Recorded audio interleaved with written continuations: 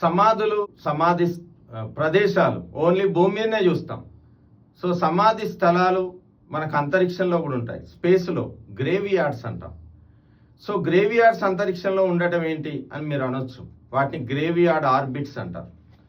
So communication satellites భూమి నుంచి 35,786 కిలోమీటర్ల దూరంలో వృత్తాకారంగా తిరుగుతుంటాయి. ఇది మధ్యలో భూమి ఉంది, భూమి చుట్టూ ఈ ఉపగ్రహం తిరుగుతుంది.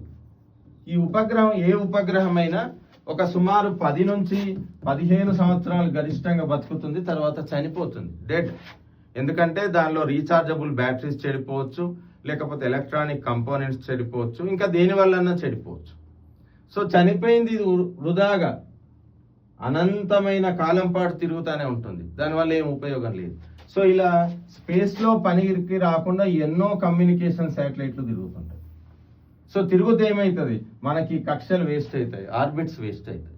సో దీనికి సైంటిఫిక్ ఆలోచన ఏంటంటే, ఒక ఉపగ్రహం చనిపోయినప్పుడు దానిలో మిగిలిపోయిన కొంత థ్రస్టర్ ప్రొపెల్లెంట్ ఇంధనాన్ని ఉపయోగించి దీన్ని సుమారు ఒక 300 నుంచి 400 కిలోమీటర్ల పై ఎత్తులో ఉండే ఇంకొక కక్షలో ప్రవేశపెడతారు. ఇక్కడ అన్ని పనికిరాని ఉపగ్రహాలు ఉంటాయి కాబట్టి ఈ ఉపగ్రహాలు ఉండే ఈ కక్షను ఏమంటారంటే గ్రేవ్ యార్డ్, అంటే సమాధి కక్ష అంటారు. సో గ్రేవ్ యార్డ్ ఆర్బిట్ అంటారు. ఇవి వేటికి అంటే కమ్యూనికేషన్ శాటిలైట్స్ కు మాత్రమే. మరి మిగతా శాటిలైట్స్ ఎలా ఉంటాయంటే లో ఎర్త్ ఆర్బిట్ లో ఉంటాయి, దగ్గరలో ఉంటాయి. మరి ఇవి చెడిపోతే ఏం చేస్తారు, వీటిని మళ్ళీ వాతావరణంలోకి రీఎంట్రీ చేస్తారు. సో ఇక్కడ వాతావరణ కణాలు ఉన్నాయి, పార్టికల్స్ ఆఫ్ ఎయిర్ ఉంది, ఇంకా డస్ట్ ఉంది. వాటితోని రాపిడికి గురై ఆ ఉపగ్రహం వాతావరణంలోకి వచ్చి మండిపోతుంది.